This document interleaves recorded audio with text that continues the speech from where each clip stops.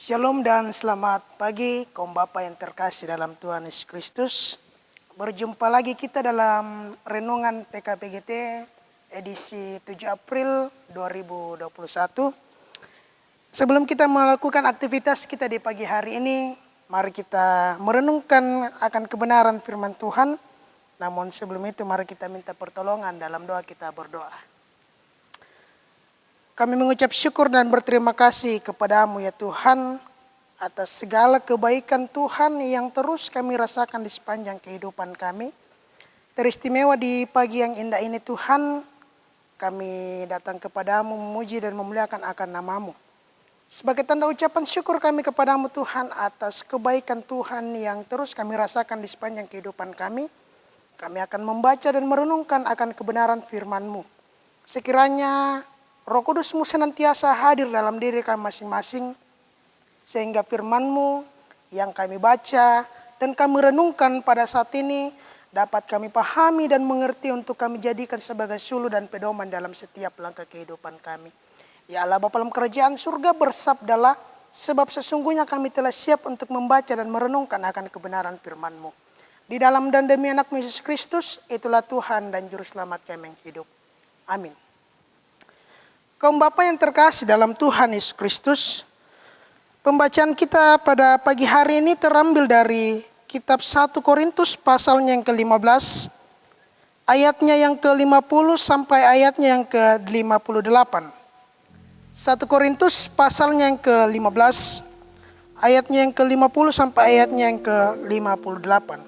Firman Tuhan, saudara-saudara, inilah yang hendak kukatakan kepadamu, yaitu bahwa daging dan darah tidak mendapat bagian dalam kerajaan Allah, dan bahwa yang binasa tidak mendapat bagian dalam apa yang tidak binasa.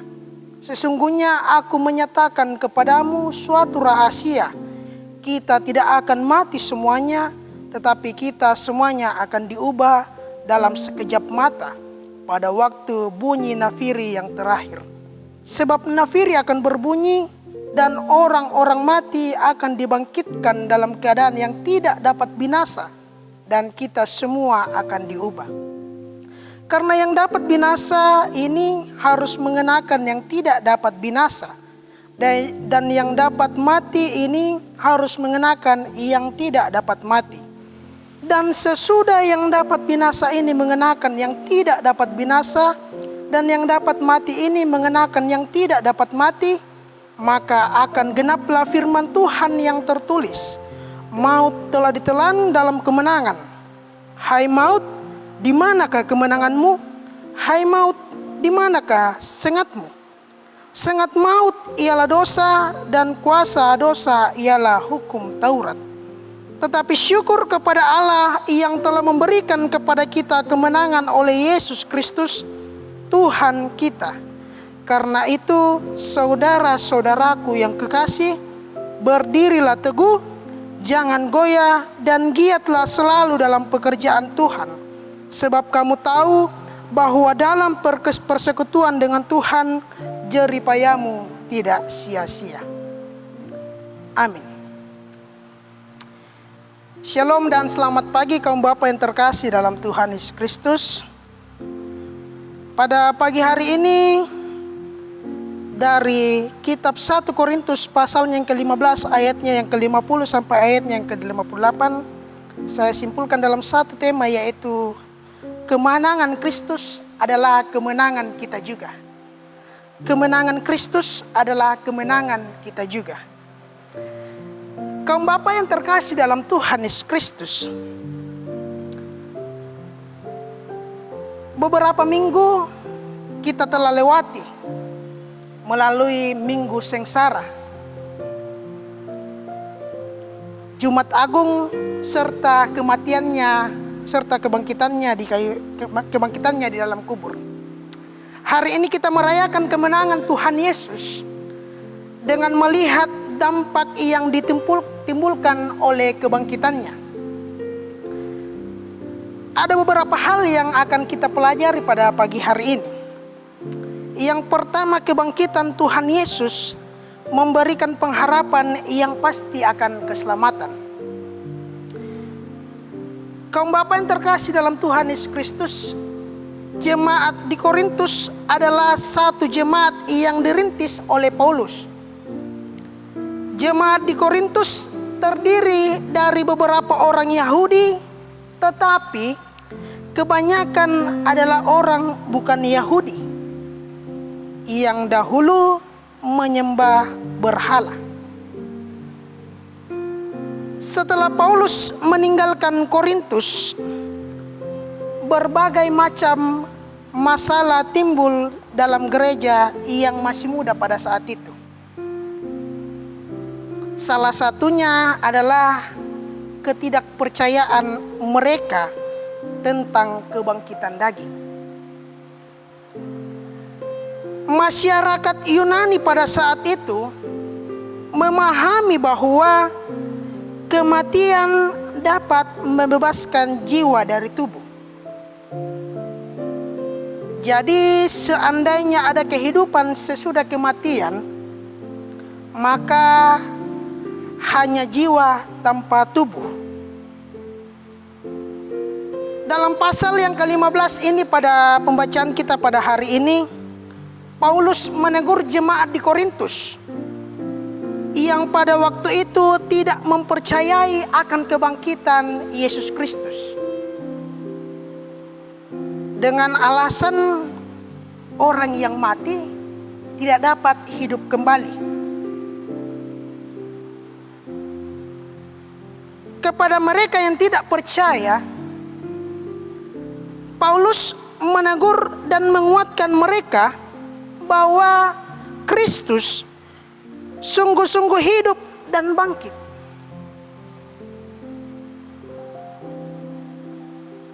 Seandainya Kristus tidak bangkit, Paulus mengatakan sia-sialah pemberitaan Injil yang disampaikan dan sia-sialah juga kepercayaan mereka.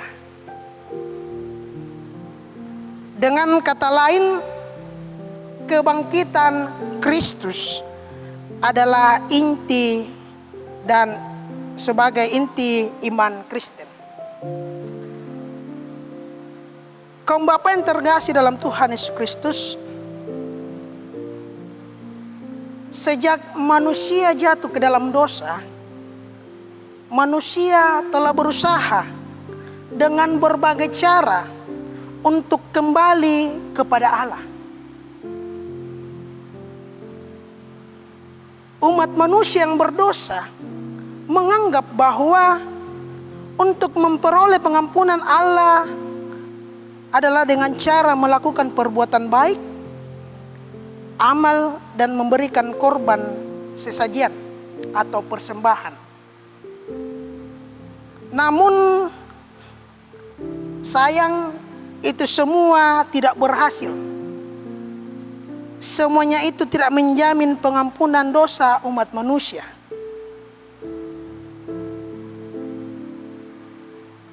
Kaum Bapak yang terkasih dalam Tuhan Yesus Kristus, kematian Kristus adalah sebagai pernyataan kasih dan sayangnya kepada kita. Melalui pengorbanannya di kayu salib, Ia telah menghapus segala dosa-dosa kita. Kaum Bapak yang terkasih dalam Tuhan Yesus Kristus,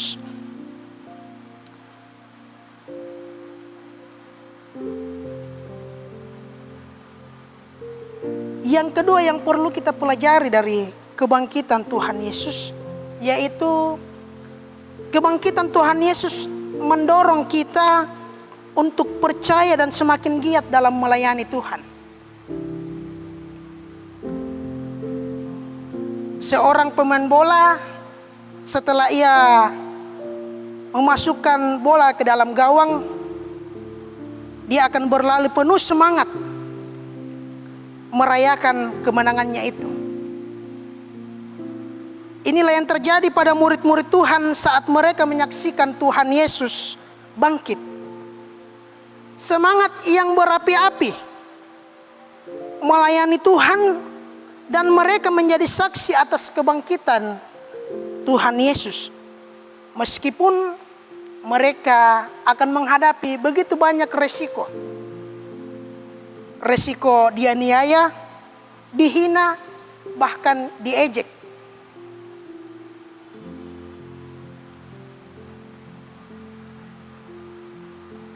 Semangat mereka dilandaskan pada satu keyakinan bahwa dalam persekutuan dengan Tuhan, jeripayah mereka tidak akan sia-sia.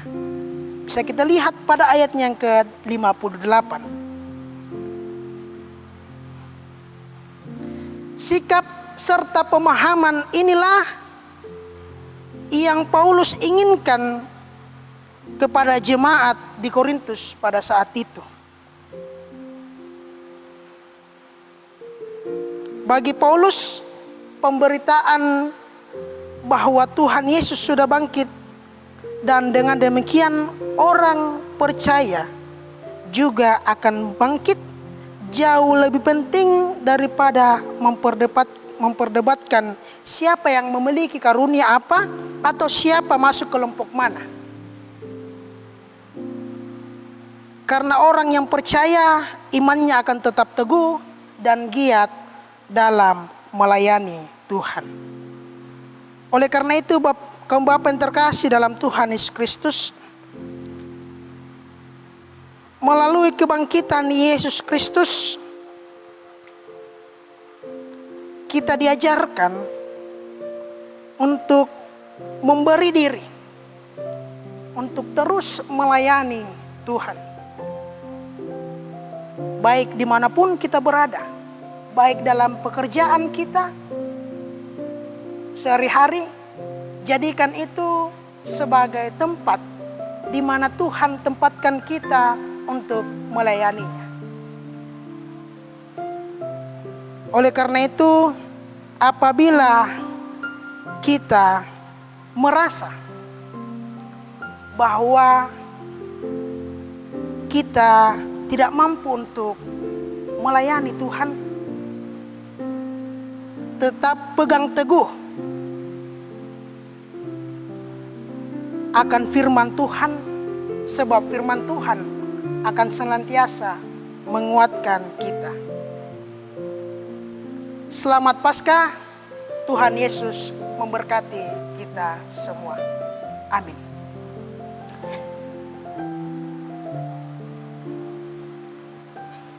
Mari kita berdoa.